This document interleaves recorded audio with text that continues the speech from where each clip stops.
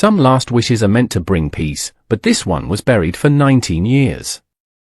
The execution chamber inside Blackwater State Prison was colder than usual that night, the kind of cold that crawled beneath your skin and stayed there. The fluorescent lights hummed softly above the narrow hallway leading to death row while correctional officers moved in near silence, their boots echoing against concrete floors polished by decades of routine and regret.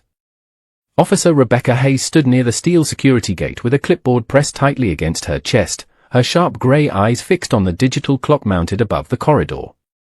11:46 p.m. 14 hours before the state of Texas would carry out the execution of Malcolm Reed. Most inmates scheduled for execution spent their final night pacing, praying, crying, or begging for another appeal that would never come. Malcolm Reed did none of those things. He simply sat alone inside his cell beneath the dim yellow light, calm as still water, his hands folded neatly across his lap as if he were waiting for a late-night bus instead of death. Rebecca had worked corrections for almost 12 years, and in all that time, she had never seen a man look so unafraid. That bothered her more than she wanted to admit. The guards called Malcolm the child killer. The newspapers had called him a monster almost 2 decades ago. Even now, younger officers lowered their voices whenever they passed his cell, as though the walls themselves remembered the crime. But Malcolm Reed never acted like the men Rebecca hated. He never shouted. Never threatened anyone. Never caused trouble. Every morning, he fixed broken radios in the maintenance room. Every Sunday, he helped the prison chaplain organize donated books for inmates who couldn't read well. Quiet. Respectful. Invisible. Rebecca hated that about him. She hated that someone convicted of something so terrible could look so human. She stopped outside his cell and glanced through the bars. Malcolm slowly raised his eyes from the old Bible resting on his knees. Deep lines marked his dark face, and silver threaded through his short hair, but there was something steady in his expression that made Rebecca uneasy. Not fear. Not anger. Something heavier. "You still awake, Reed?" she asked. Malcolm gave a faint nod. Hard to sleep when the world keeps counting your hours. Rebecca looked down at her clipboard. Final request authorization. Standard procedure. Nothing emotional. Nothing personal. Just paperwork before the state finished its business.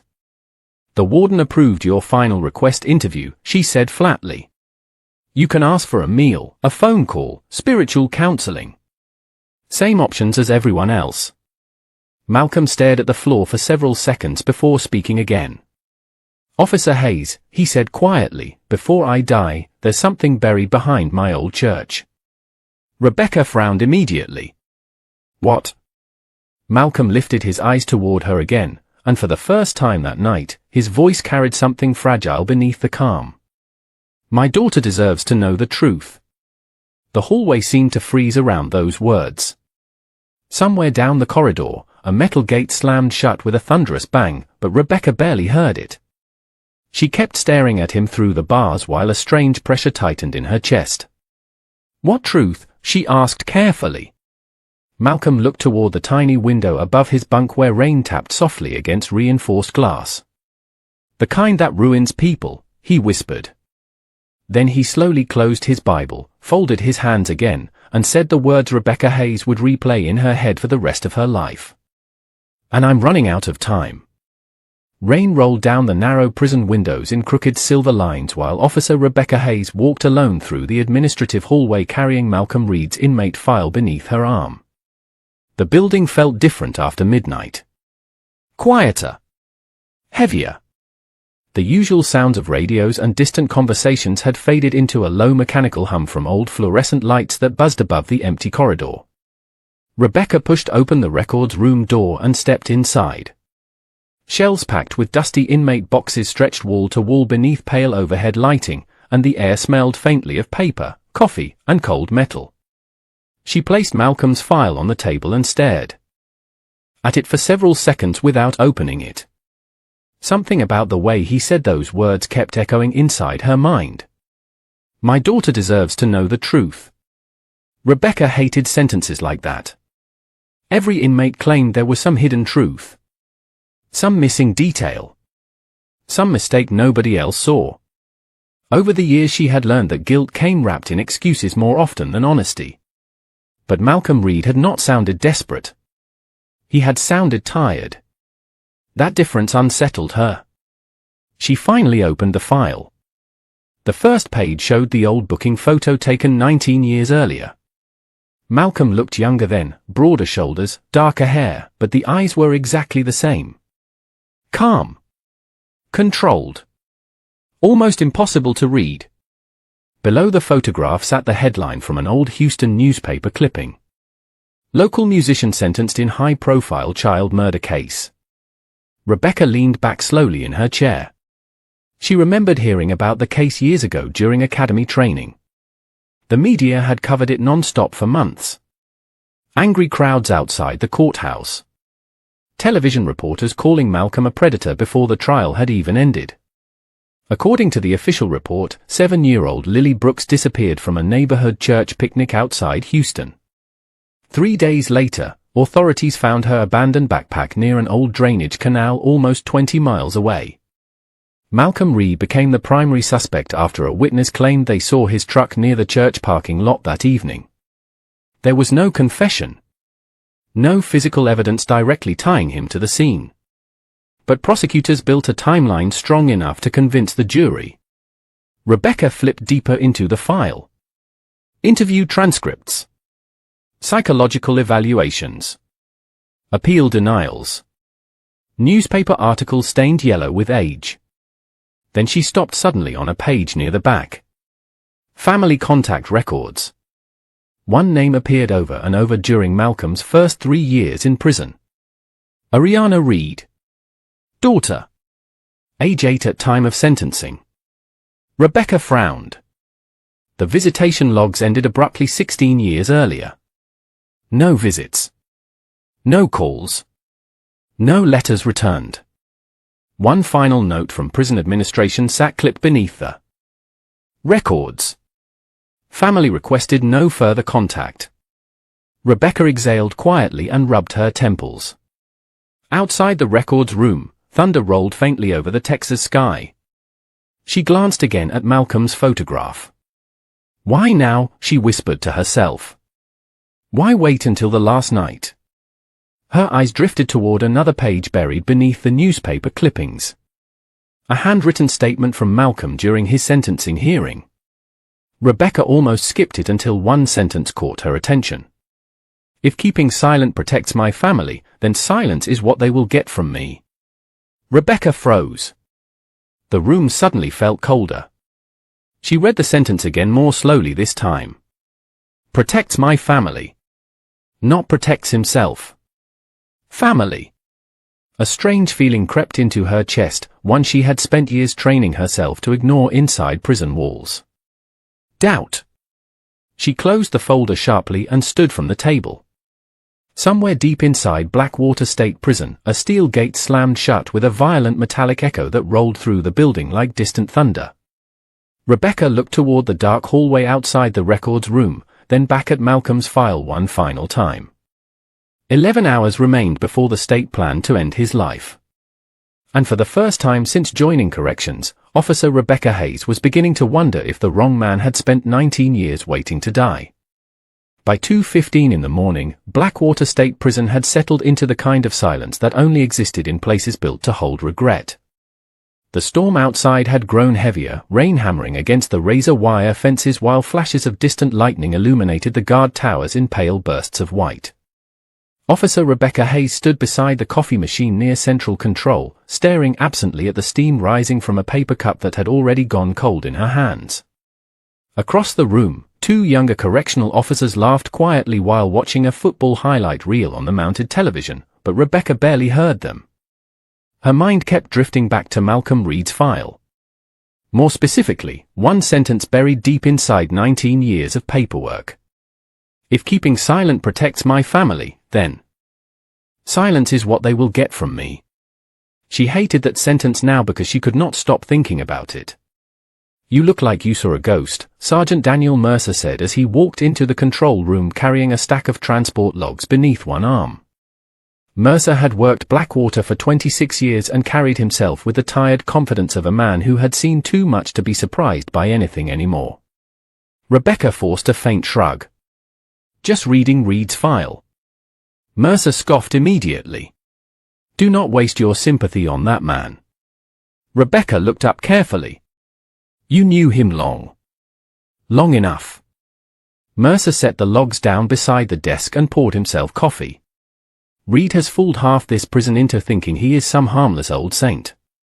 Quiet guys are always the dangerous ones." Rebecca glanced through the glass window overlooking the hallway to death row. "Empty." "Still." "Did he ever give you trouble?" she asked.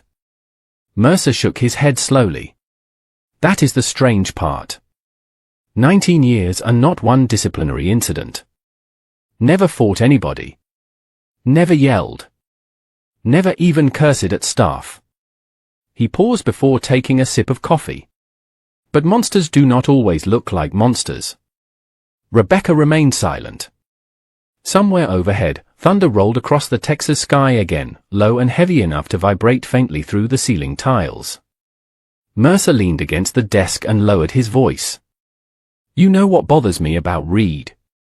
Rebecca looked at him. "He acts like he already accepted death years ago." The words landed harder than Rebecca expected because she had noticed the same thing. Most inmates facing execution clung desperately to hope until the final hour. Malcolm Reed did not seem interested in hope at all. Almost like his attention was fixed somewhere else entirely. Before Rebecca could answer, one of the younger officers stepped into the room holding a clipboard. "Hayes, Warden wants you downstairs. Now." Said it could not wait. Rebecca nodded once and set her untouched coffee aside. The lower administrative wing of Blackwater felt colder than the rest of the prison. The hallways were narrower, the lights dimmer, and every sound seemed sharper. Against the concrete walls, Rebecca found Warden Ellis standing inside his office near the large rain-streaked window overlooking the prison yard. He was reading a document with deep lines pressed across his forehead. "You asked for me," she said. Ellis looked up slowly. "I heard you reopened Reed's archived records tonight." Rebecca hesitated. "I reviewed them, yes, sir." The warden studied her carefully for a moment. "Do not let that inmate manipulate you, Officer Hayes. Men scheduled for execution sometimes create stories near the end. It gives them a sense of control." Rebecca nodded automatically, but Ellis continued before she could speak. "The state already confirmed tomorrow's procedure. Everything is finalized." Rebecca glanced toward the dark prison yard outside the window where rainwater pooled beneath the security lights. "What if there is something we missed?" she asked quietly. The warden's expression hardened almost immediately. 19 years of appeals did not miss anything. Silence settled heavily between them. Then Ellis folded the document in his hands and looked directly at her. "Whatever Reed told you tonight, forget it. By tomorrow evening, this prison moves on." Rebecca left the office a few moments later, but as she walked back through the silent corridor toward death row, she realized something unsettling. For the first time in her career, she was no longer sure the prison should move on at all. At 4:10 in the morning, the rain finally stopped over Blackwater State Prison, leaving the prison yard soaked beneath pale security lights that reflected across the wet concrete like shattered glass. Inside death row, the silence felt almost unnatural. Most inmates were asleep behind steel doors, but Officer Rebecca Hayes could not shake the restless feeling building inside her chest. She walked slowly through the narrow corridor carrying Malcolm Reed's inmate folder again, though she had already read every page twice. The deeper she looked into his case, the less certainty she found. She stopped outside cell 17.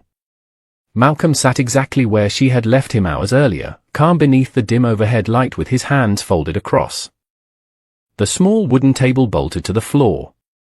A chessboard rested in front of him, pieces arranged in the middle of an unfinished game he had apparently been playing alone. Rebecca frowned slightly. "You play both sides."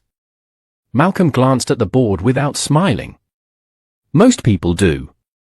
They just do not realize it. Rebecca remained standing near the bars while silence stretched between them. Somewhere farther down the corridor, an old ventilation fan rattled softly through the ceiling. Malcolm slowly moved one of the white pawns forward a single square. "You should not be down here this late, Officer Hayes." Rebecca crossed her arms. "I could say the same thing to you." Malcolm gave a faint nod. "Fair enough." Rebecca studied him carefully. The prison records described him as manipulative, intelligent, emotionally detached. But none of those words matched the man sitting quietly across from her now. He looked tired. Not physically tired. Soul tired. The kind of exhaustion that came from carrying something too heavy for too long. "You said something buried behind your church could prove the truth," Rebecca finally said. "What exactly is buried there?" Malcolm remained silent for several seconds. Then he looked directly at her. "A metal box." "What is inside it?" "Things I prayed nobody would ever have to find." Rebecca felt irritation rise in her voice. "That is not an answer." Malcolm leaned back slightly in his chair. "No," he said softly. "It is the only answer I can give right now." Rebecca stared at him through the bars, frustrated by how calm he remained. "If there is evidence that could help you, why wait 19 years? Malcolm's eyes drifted toward the tiny window near the ceiling where the first hints of dawn were beginning to gray the sky. "Because some truths save people," he said quietly. "And some truths destroy them." Rebecca shook her head. "You expect me to believe you stayed silent all these years for someone else?" Malcolm looked back at her again, and for the first time since she met him, something cracked beneath his calm expression. "Pain. Deep and immediate. When my daughter was 8 years old," he said slowly, "she thought I could fix anything. Broken radios. Flat tires. Bad dreams." His voice remained steady, but Rebecca noticed his fingers tighten slightly against the edge of the table. "The day they arrested me, she kept asking the officers when I was coming home." Silence settled heavily across the corridor. Malcolm lowered his eyes toward the chessboard again. "I told her fathers are supposed to protect their children," he whispered. "Even if it costs them everything." Rebecca felt an uncomfortable pressure rise in her chest again. She hated that feeling because it weakened the hard line she had built around herself over years inside corrections. "You still have not answered my question," she said carefully. Malcolm nodded once. "The box contains proof." "Proof of what?" Malcolm slowly moved another chess piece across the board. "Proof that the wrong Reed brother went to prison." Rebecca froze instantly. The fluorescent lights above them buzzed softly while cold air drifted through the corridor vents. Somewhere in the distance, a gate slammed shut with a metallic echo that rolled through death row like thunder. Rebecca stared at Malcolm, waiting for him to explain, but he only looked down at the unfinished chess game in front of him. Then, almost in a whisper, he said something that made Officer Rebecca Hayes feel colder than the prison itself. "My daughter spent 19 years hating the wrong man." The sky above Blackwater State Prison slowly turned from charcoal gray to pale blue as dawn crept across the Texas horizon, but inside death row the air still felt heavy enough to stop time itself. Officer Rebecca Hayes walked quickly through the lower corridor with Malcolm Reed's words echoing relentlessly inside her head. "The wrong Reed brother went to prison." She kept repeating the sentence silently, trying to convince herself it was another carefully constructed story from a man with nothing left to lose. But every instinct she trusted told her Malcolm had not lied. That was the problem. Rebecca pushed through the staff exit and stepped into the damp morning air. Rainwater dripped steadily from the razor wire fences while distant thunder faded toward the east. Her pickup truck sat alone near the outer lot beneath a flickering security lamp. She climbed inside, started the engine, and stared through the windshield for several long seconds before finally pulling away from Blackwater. 43 miles outside Houston, tucked behind an aging gas station and an abandoned grocery store, stood New Hope Baptist Church. The church had been closed for years after hurricane damage weakened the old wooden structure, and most people barely remembered it existed anymore. But according to Malcolm Reed's prison records, this was where he once played piano every Sunday before his arrest. Rebecca parked near the cracked curb shortly after sunrise. The building looked forgotten by the world itself. Broken shutters hung crooked beside dusty windows, and weeds pushed through the pavement surrounding the small parking lot. Wind moved softly through tall grass near the back of the property while the old church bell creaked faintly overhead. Rebecca stepped carefully around fallen branches as she moved behind the church toward a large oak tree overlooking an overgrown field. Malcolm's exact words replayed in her mind again. Buried behind my old church. She stopped near the base of the tree where the ground looked slightly uneven beneath layers of wet leaves and mud. For a moment she simply stood there listening to the wind move through the branches above her. Then she walked back to her truck, grabbed a rusted emergency shovel from the bed, and returned to the tree. The earth was soft from the overnight storm. Rebecca dug carefully, mud soaking through her boots while sweat slowly formed beneath the collar of her uniform despite the cool morning air. 10 minutes passed. Then 15. Just as frustration began creeping into her chest, the shovel struck something solid beneath the dirt with a dull metallic sound. Rebecca froze instantly. Her pulse quickened. She knelt down and cleared away the mud with both hands until the corner of a small steel lockbox appeared beneath the soil. The metal was heavily rusted but intact. Rebecca lifted it slowly from the ground, her hands trembling slightly beneath the weight. For several seconds she simply stared at the box while wind rustled softly through the field behind her. Then she carefully forced the latch open. Inside sat a bundle wrapped in faded plastic. Old photographs. Several cassette tapes. A revolver sealed inside an evidence bag. And beneath everything else rested a thick envelope with her name written across the front in careful handwriting. Officer Rebecca Hayes. Her stomach tightened immediately. She opened the envelope with unsteady fingers and unfolded the letter inside. The paper smelled faintly of dust and rain. If you are reading this, Malcolm had written, then it means I finally ran out of time. Rebecca's breathing slowed as her eyes moved down the page. Every word felt heavier than the last. My brother Elijah was driving my truck the night Lily Brooks disappeared. He came to me 2 days later terrified and covered in guilt. He told me everything. Rebecca stopped reading abruptly as cold wind swept across the empty field behind her. Somewhere nearby, an old metal sign creaked softly in the breeze. She looked back down at the letter again, barely able to steady her hands now. Malcolm had not buried hope behind this church. He had buried a confession. Rebecca Hayes drove back toward Blackwater State Prison with both hands gripping the steering wheel so tightly her knuckles had turned pale beneath the early morning light. The steel lockbox sat on the passenger seat beside her, and every few seconds her eyes drifted toward the sealed evidence bag containing the revolver buried behind the church for nearly 2 decades. Wind rattled softly against the truck windows while highway tires hissed over rain-soaked asphalt. Her heartbeat still had not settled. Malcolm Reed had not hidden money. He had not hidden revenge. He had hidden a confession that could destroy the entire case. The prison clock read 8:12 in the morning when Rebecca rushed through the lower administrative entrance carrying the lockbox beneath her arm. Blackwater had already begun preparing for the execution scheduled that evening. Staff members moved through the corridors carrying paperwork, equipment cases, and meal trays while radios crackled constantly beneath the fluorescent lights. Everything looked painfully normal. That unsettled Rebecca even more. She entered the evidence review office and locked the door behind her before carefully laying the contents of the box across the desk.